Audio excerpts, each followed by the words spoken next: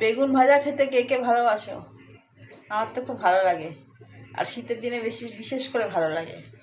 যাই হোক, চলো কি রান্না হচ্ছে দেখো আজকে। দাঁড়াও,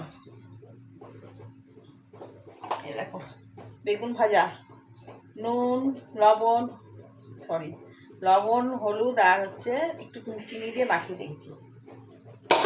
হচ্ছে পালং শাক, মূলো, আলু, সিম, বড়ি দিয়ে, বেগুন নেই মধ্যে, কারণ বেগুন দিলে খাবে না ওর জন্য। আর এই দেখো মূলো দিয়ে, দাঁড়াও,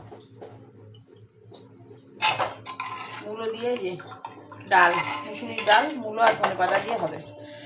আর আরও আছে, তারাও দেখাচ্ছি। এখানে আছে 2 রকম মাছ। শীতের দিনে যেমন নানা রকম সবজি হয়, শীতকালে নানা রকম মাছও হয়। এই যে এই মাছটা খয়রা মাছ, একদম পুরো টাটকা, দেখো কখন